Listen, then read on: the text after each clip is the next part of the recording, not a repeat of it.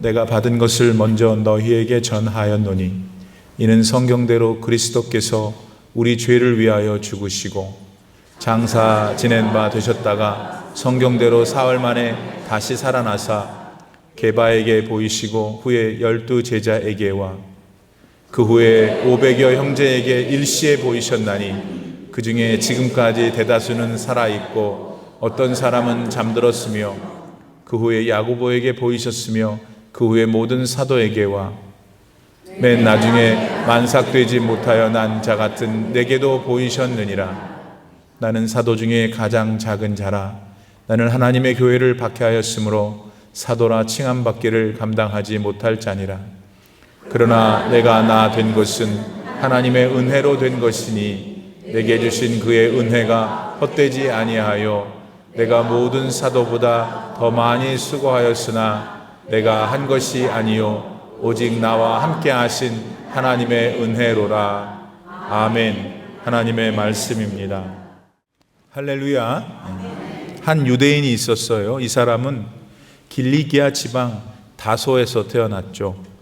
그곳은 지금의 터키 중남부에 위치한 털수라는 지역입니다. 이 사람은 당시 로마의 시민권을 가지고 있었어요. 그것으로 봐서 유대인이었던 부모가 상당히 재력가였던 것 같아요.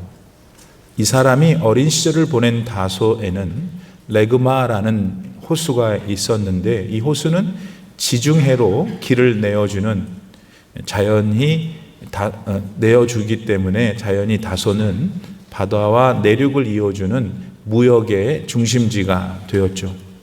그러다 보니까 사람들이 왕래가 많았을 거 아니에요. 그래서 거기에서는 문학과 예술이 상당히 발달됐어요. 특별히 헬라 철학을 대표하는 스토아 사상이 사람들의 마음을 움직이고 있었죠.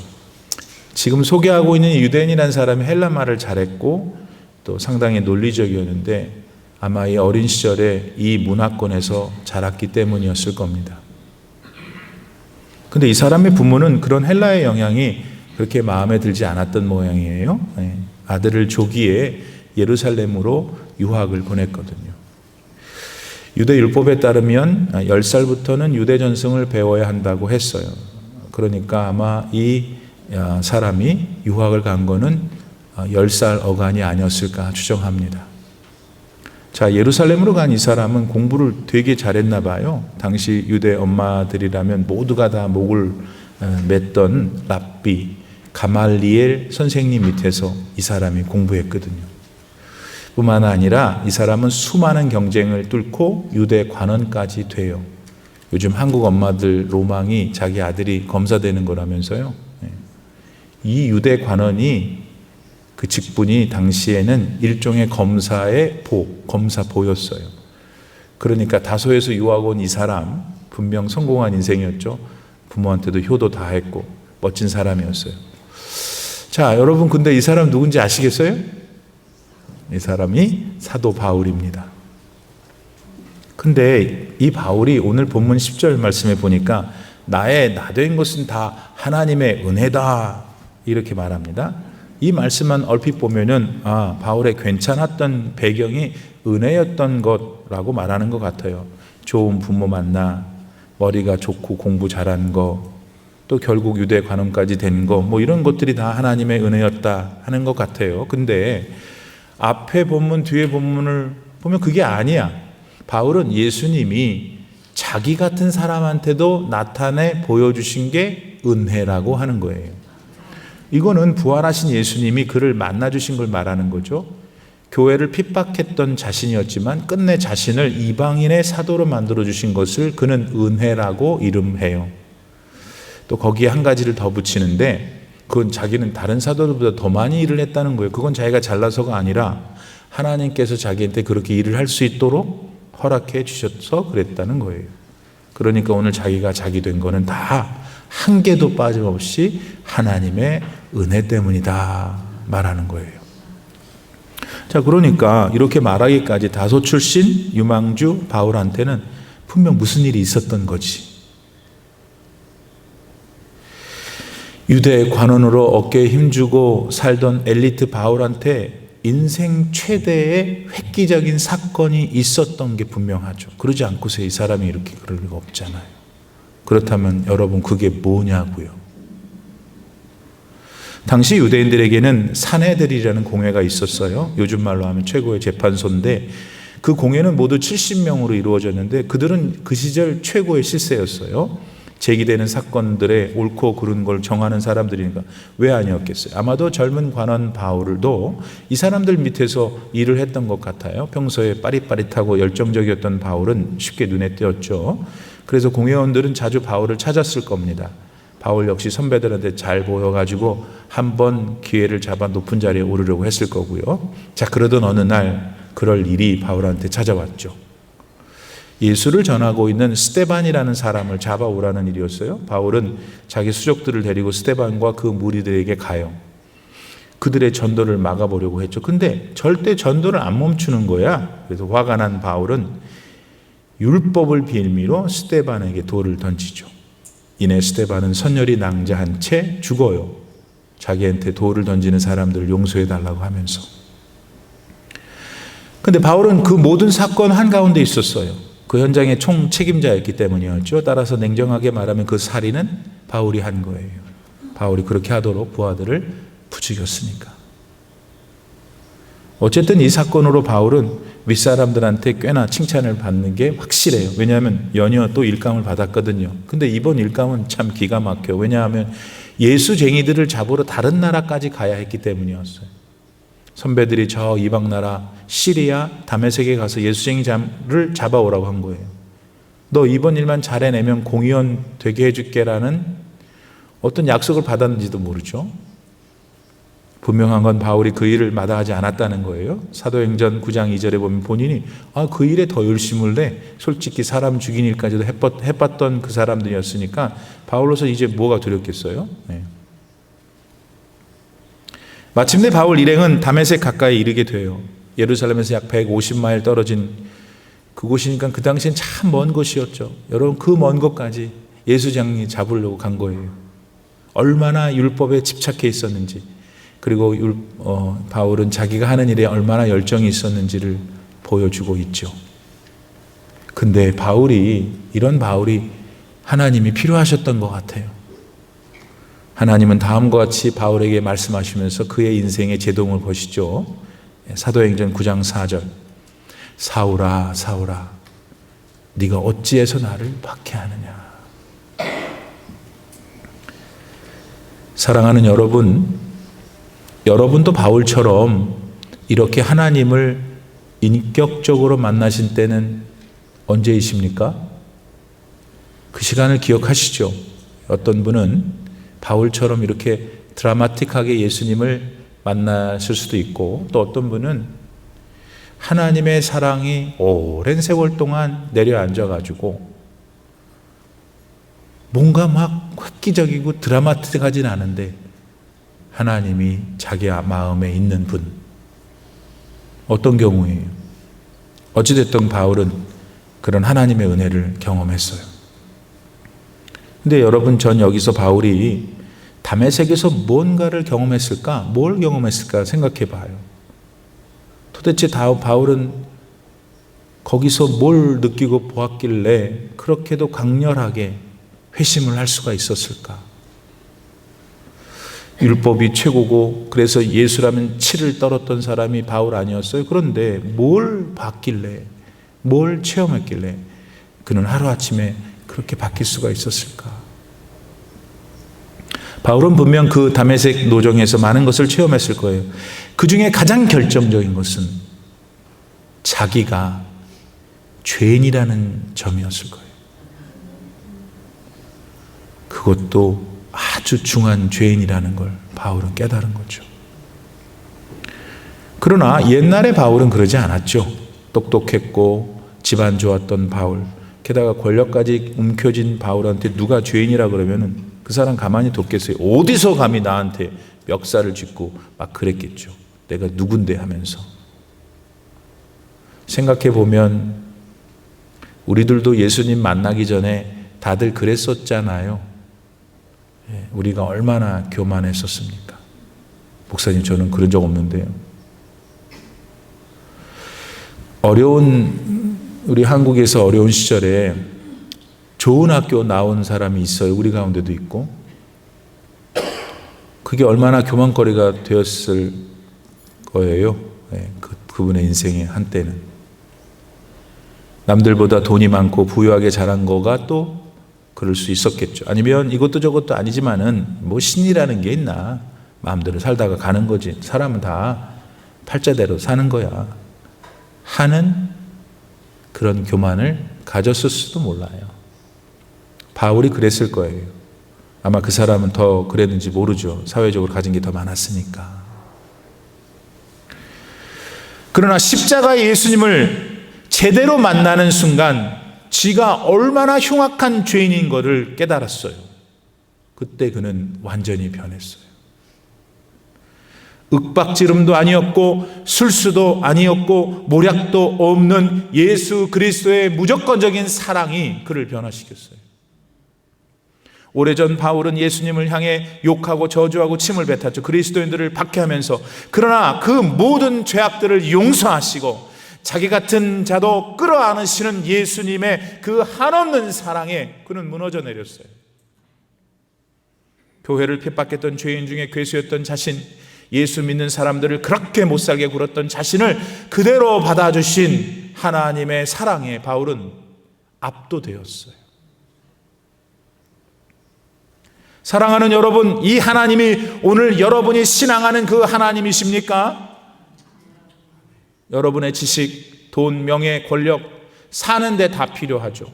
그러나 여러분을 향하신 하나님의 그 사랑과는 절대로 바꿔서는 안 돼요. 왜냐하면 여러분이 지금 소유하고 있는 그 모든 것들은 변해요, 변해. 그러나 여러분을 사랑하시는 하나님의 사랑은 변하지 않고 영원하기 때문입니다. 자, 이런 하나님의 사랑을 가슴 가득 아는 제 바울은 새로운 인생을 살게 돼요. 예수님을 전하는 삶, 그 삶만을 살게 되죠. 그렇게 그는 평생을 복음을 위해 살았어요. 그 결과 예수님께서 소아시아를 넘어 유럽으로 전해지죠. 사실 바울이 아니었으면은 우리 예수님의 복음은 이스라엘 안에 갇혀 있었을 거예요. 그것도 저 갈릴리 깡촌 안에 갇혀 있었을 거 아니에요? 그러나 사도 바울의 선교와 전도로 온 세상은 마침내 오늘처럼 복음으로 편만하게 되었죠. 때문에 우리는 이 사도 바울을 엄청난 분으로 생각해요. 실제로 엄청난 사람이고, 그분이 기도하니까 죽었던 사람도 살아났잖아요. 유두고가 3층에서 떨어졌는데 벌떡 일어나 살았잖아요. 또 어떤 사람을 만나도, 또 어떤 환경에서도 바울은 예수님을 전했던 무적의 사람이었어요. 그러나 여러분, 우리 사도 바울은 그런 분만은 아니었다는 점을 오늘 배우셔야 해요. 어찌 보면 우리들보다도 더 연약하고 인간적인 분이었다는 것 오늘 배우시길 바라요. 분명 바울은 세계를 변혁시킨 복음을 전한 이방의 사도였죠. 그러나 그 복음의 선봉장이었던 인간 바울의 내면에는 참 괴롭고 고통스러운 일들이 있었어요. 그런 면에서 오늘을 살아가는 우리들과 비슷하잖아요. 그러니 우리는 이런 바울의 인간적인 면들이 무엇이었는지, 그리고 더 중요한 건 그 인간적인 면들을 그는 어떻게 믿음으로 승리해 갔는지 배워야 합니다. 오늘날 우리는 대단히 세속화된 세상에서 복음의 사람들로 살아가고 있어요. 하나님의 백성들로 살고 있는 거죠. 그래서 여러분, 우리끼리 막 목사님, 장로님, 권사님, 집사님, 성도님 막 부르잖아요. 이게 뭐냐면 여러분, 우리는 서로 천국 백성들이라는 걸 인정해 주는 거예요. 그리고 이런 믿음의 공동체 안에서 우리는 실제로 참 많은 위로를 받잖아요. 그렇죠? 여러분, 교회 가면은 내가 속상하려고 가요? 교회를? 그래도 예배 드리면서 우리 아는 사람 만나면서 인정받으면서 격려받으면서 위로를 받아요. 또 복음 자체, 복음의 능력과 도전으로 우리는 늘 용기를 얻죠. 특별히 우리 안에 계시는 성령께서 날마다 우리를 인도해 주시니까 얼마나 힘이 되는지 몰라요. 그러니까 우리는 이 고해와 같은 인생 속에서 소망의 항구인 저 천국을 향해 날마다 이렇게 가고 있는 거예요. 근데 문제는 우리가 늘 강하지만은 않다는 거예요. 예를 들면 매일의 삶에서 그리고 싶지만은 늘 주님만을 위해서 살지 못하잖아요, 우리가. 교회 일도 하고 선한 일도 하고 이렇게 많이 하고 싶은데 잘 안 될 때가 있잖아요. 먹고 살아야 하니까 일에 매달려 살 수밖에 없으니까 나이는 점점 들고 이민생활의 미래는 불투명하고 그러다 보니까 돈에 집착할 수밖에 없잖아요. 지금 잘 준비하지 않으면 늙어 어찌 될까 걱정이 되니까 그렇게 어떤 비전도 없이 그냥 그 삶에 파묻혀서 살아가고 있는 것이 우리들의 어떤 삶의 부분일 거라는 거죠. 물론 이거보다는 좀 더 나은 환경에 지금 처해 있는 분들도 있어요. 집도 있고 사업체도 있고 벌어놓은 돈도 있고 그러면은 이런 분들은 걱정 없이 그럼 주의 일만 하면 되잖아. 그런 분들 여기 몇 분 계시는데 대답해 보세요. 어떠세요? 그러면 여러분들은 그렇게 주의 일만 하고 사세요? 그런데 제가 경험하기로는 이런 분들도 고민이 없는 게 아니더라고. 뭐 병이 있다든지 자녀들이 어려움에 처했다든지 뭐 다른 사람들이 알 수 없는 나름대로의 고민을 안고 살아가시더라고요. 그러다 보니까 그 연약함으로 인해 기쁘게 생활을 못 하시는 거예요. 복음은 해방이고 자유인데 예수님은 우리 삶의 기쁨이고 영원한 즐거움인데 못해요. 자, 이런 현실이 오늘 우리의 상황이라면 우리는 어떻게 해야 할 것인가? 어떻게 해야 앞으로 남은 나의 삶이 내 여생이 정말 하나님이 원하는 대로 살고 내가 진짜 행복하게 살 수 있을 것인가 입니다. 하나님은 오늘 우리에게 사도 바울의 삶을 통해 그 답을 주셔요. 말씀드린 대로 사도 바울도 우리처럼 연약한 점이 참 많이 있었어요. 그러나 그는 그 연약함에 대해 그가 체득한 진리로 맞섰고 그는 결국 언제나 승리했다는 거죠. 그러니까 우리도 그걸 받아야지. 그걸 배워서 실천하면 우리도 승리의 삶을 살 수 있을 것입니다.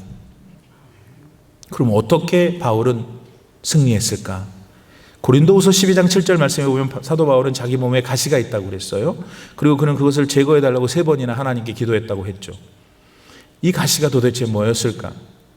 근데 그게 뭐든 간에 대사도 바울을 그게 평생 동안 괴롭혔어요. 말하자면 사도 바울도 우리처럼 이런저런 연약함과 씨름하며 복음의 길을 걸어갔던 거죠. 그러나 그는 매일의 삶 속에서 승리했어요. 주 안에서 기쁘게 살았죠. 어려움이 없었던 게 아니에요. 고통스러운 순간들이 없었던 거 아니죠. 그러나 그는 언제나 믿음 위에 서 있었어요. 어떻게 바울은 그럴 수 있었던 건가? 오늘 우리는 그 지혜를 깨달을 수 있기를 바랍니다. 유현종이라는 소설가가 있는데 이 사람이 옛날에 여러분이 즐겨보셨던 대조영이라는 사극 있죠. 대조영 주인공이 누구예요? 네? 참 성경을 안 읽으면서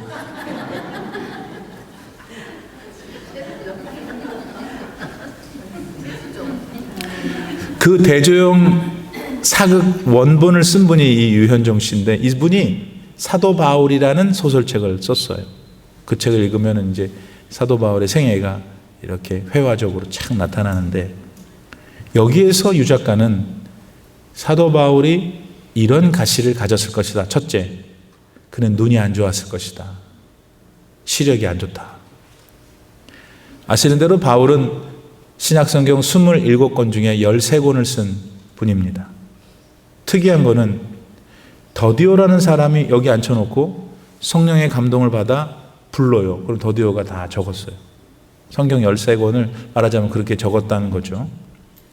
근데 그 중에서 특이하게 디모데후서만은 이 사도 바울이 직접 썼다고 해요. 그렇게 전해져요. 왜? 그 디모데후서만 특이한 점이 글자가 2배나 더 커요. 다른 성경보다. 아마 바울이 눈이 안 좋아서 그랬을 것이다. 다메섹 도상에서 주님 만날 때 그 봤던 빛이 그의 눈을 그렇게 만들었을 것이다. 이렇게 우리가 생각하고 있는 거고 그게 그의 인간으로 보면 연약한 점이 되었다 하는 거죠. 여러분도 예수님 처음 만났을 때 어려움이 없었는가 하는 거예요. 어떤 분은 평소에 좋아하던 걸 예수님 만났기 때문에 그만뒀어. 여러분 요새 옛날 친구들 못 만나죠? 왜냐하면 만나도 할 말이 없거든. 걔네는 맨날 백하고 반지하고 뭐 이런 거 얘기하는데 할 말이 없어. 예수 믿는 사람들은. 어떤 사람들이 아무렇지도 않게 생각하는 일을 예수님 만난 다음에 우리도 하고 싶은데 안 하려고 해. 세상 사람들은 아무런 죄책감 없이 막 저지르는데 우리는 예수님 때문에 피하고 절제하고 감수해. 그게 여러분 가시예요. 두 번째로 바울이 고통스러워했던 두 번째 가시가 뭘까? 바울이 도통 사도가 아니라는 거예요, 사람들이. 너는 사도는 아니라는 거예요. 사실 이런 평가는 그럴 수 있어요. 솔직히 바울은 베드로나 요한처럼 예수님과 직접 함께 다니질 않았거든. 거기다가 예수님 믿는 사람 잡아다가 족치고 고문하고 얼마나 그랬어요. 그 사람이 회심을 했다 하더라도 그 생각이 나니까 어떻게 받아들이기가 어렵지 않았겠어요? 예. 그런 글을 사람들이 막 베드로나 요한 사도와 같은 사도의 반열에 들으니까 얼마나 그게 거의 안 됐을 거예요. 그러니까 당시 사람들이 그런 바울을 보고 싫으니까, 아이고 너는 말 좀 하지 마, 그냥 글로 쓰는 게 좋겠어. 그렇게 말을 못해. 그리고 네 모습이 아이고 이렇게 못났어.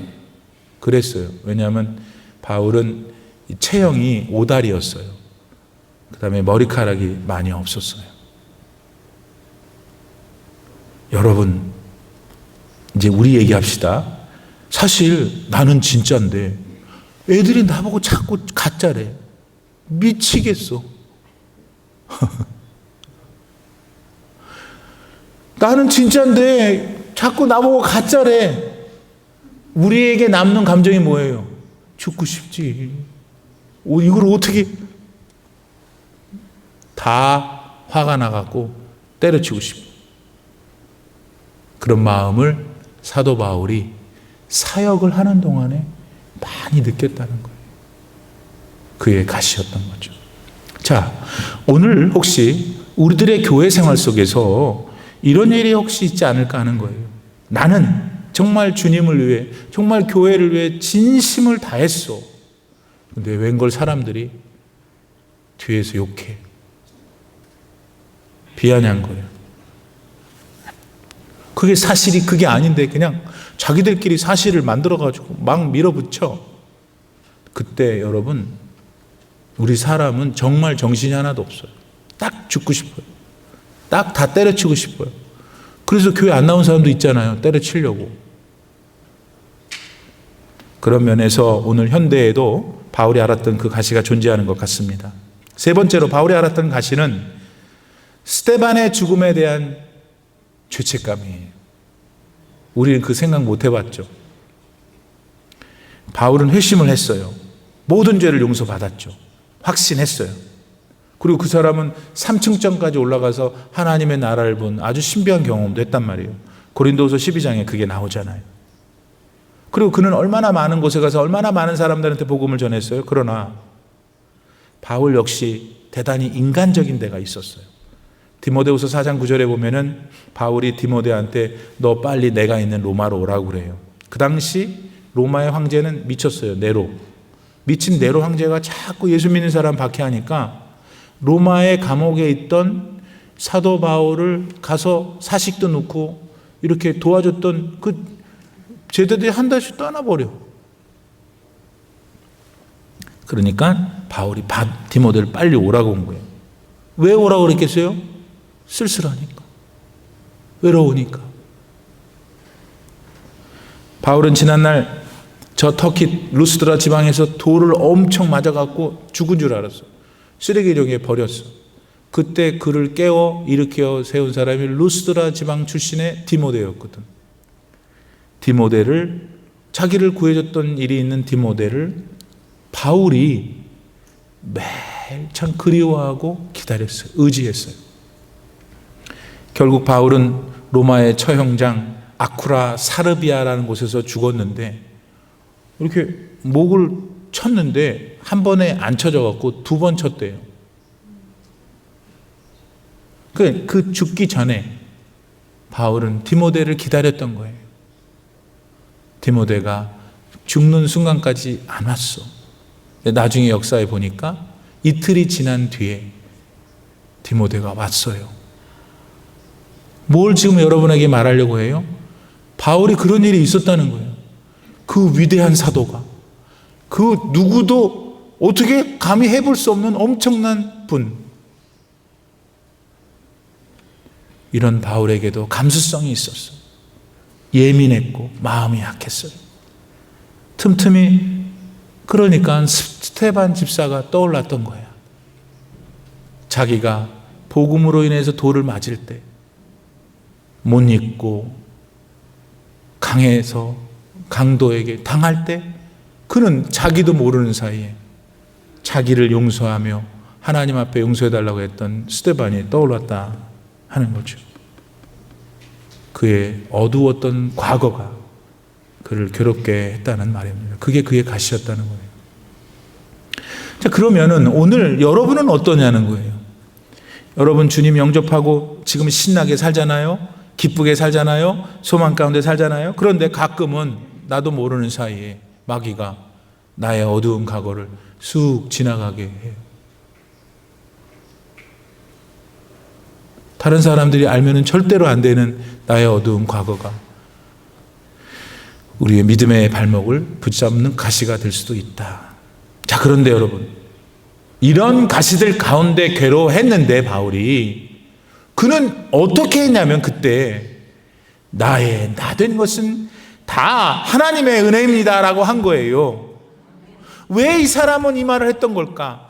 도대체 이 말을 하고 있던 바울의 속마음, 진심은 무엇이었을까?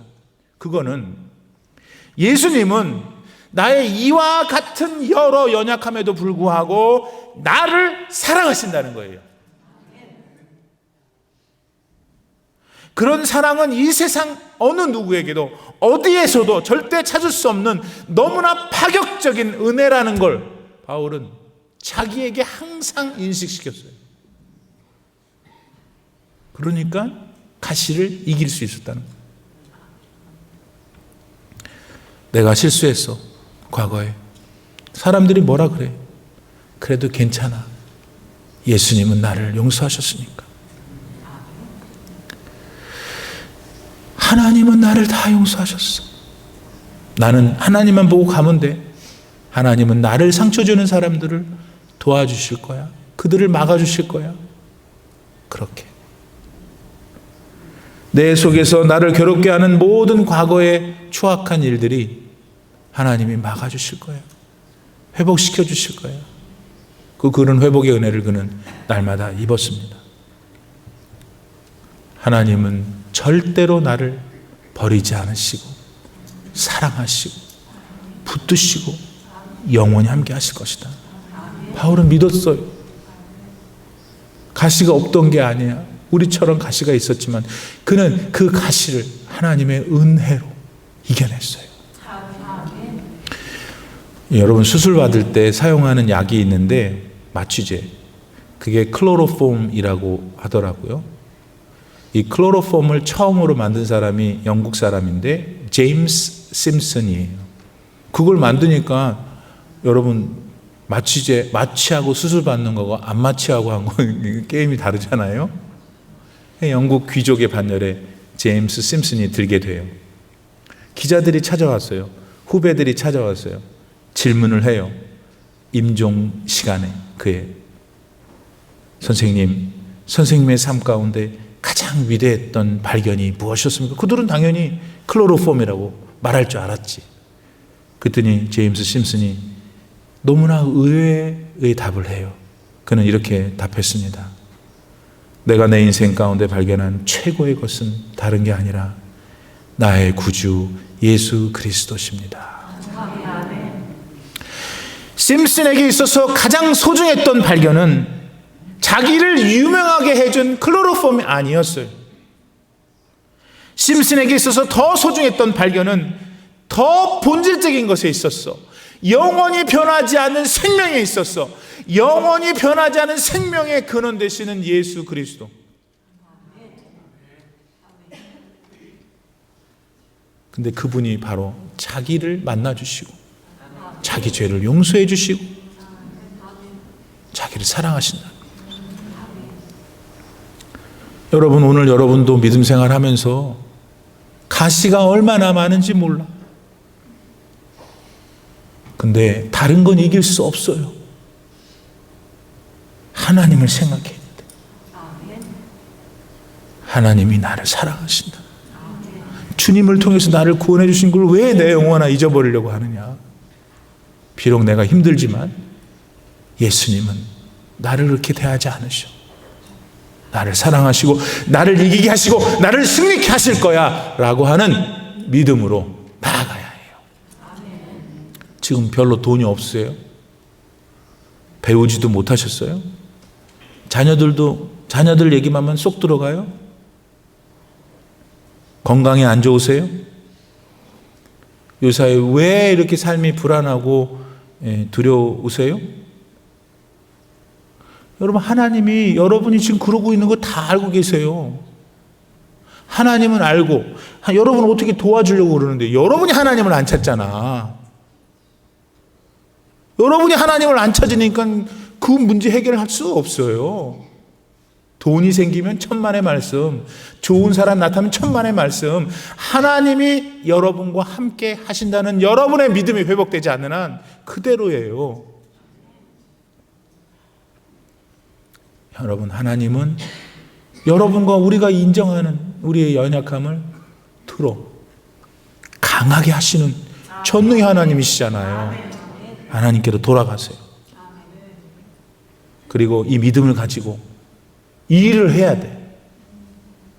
그렇구나.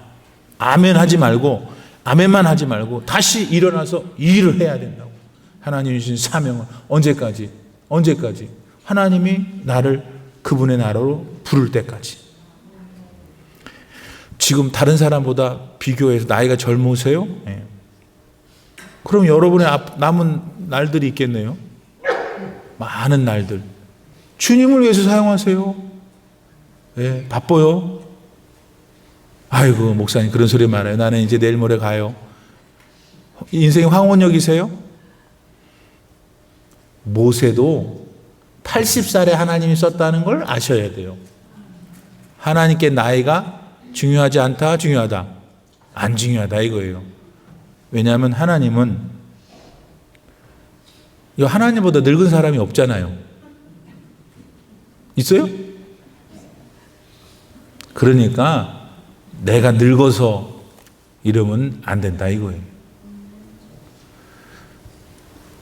일을 하셔야 돼요. 연세가 있던 없던 젊었던 늙었던 자기 일을 해야 돼요. 언제까지? 하나님이 나를 부르는 날까지. 뭘로 부르는데? 무덤으로 부르는 게 아니야. 우리는 영원한 하나님 나라를 가는 거예요. 그래서 생각해 보면, 좀 깊게 생각해 보면, 여러분 믿음이 충만할 때는 딱 죽고 싶잖아. 하나님 나라 가고 싶잖아요. 근데 이 동네 분들은 아닌가 보네. 하나님 백성들은 따라서 어떤 상황에도 움츠리면 안 돼. 지금 움츠리고 계세요? 활기를 피세요. 세상 모든 만물의 주인 되신 하나님이 여러분을 사랑하신다는데, 그리고 믿어보세요. 그분을, 목사님 말씀 들어보니까 하나님이 저를 사랑하신다면서요. 사랑해 주세요. 해보라니까. 해보고 안 되면 저한테 와.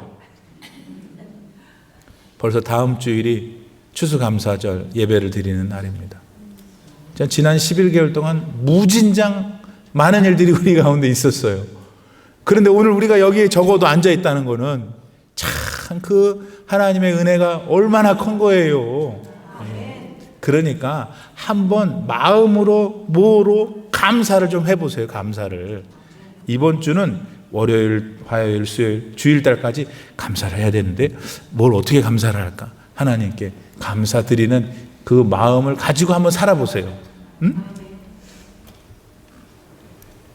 하나님은 지금까지 우리를 눈동자처럼 지켜주셨어요. 따라서 내게 남은 생도 하나님이 지켜주실 거예요. 요걸 꼭 기억하고, 지금 여러분 뭘 때문에 흔들리고 무엇 때문에 그렇게 속상하고 무엇 때문에 그렇게 그래요. 그래봐야 자기 손해야. 행복은 자기가 행복하기로 결정하는 순간부터 행복하는 거예요. 그 세상 사람도 그렇게 말하는데, 행복은 예수님이 나의 삶의 주인이다, 나를 진짜 사랑하신다를 믿는 순간에 시작되는 거예요. 지금 시작하세요. 지금 기도합시다. 지금은 우리 구주 예수 그리스도의 크신 사랑과 은혜를 하나님 생각하며 말씀을 배웁니다. 바울의 생애를 배웁니다. 그의 삶 속에 우리가 알지 못했던 어려움이 있었습니다. 가시가 있었습니다. 우리들처럼 그랬습니다. 그는 엄청난 사람이었는데, 엄청난 유능한 사람이었는데, 아닙니다. 인생의 가시는 누구에게나 있습니다. 그러나 바울은 예수님을 통해 그 가시를 이겨냈습니다. 우리 사랑하는 성도님들도 예수 그리스도를 통해 가시를 이겨내고 더욱더 힘있고 능력 있는 삶을 살 수 있도록 도와주시옵소서. 예수님의 이름으로 간절히 기도드립니다. 아멘.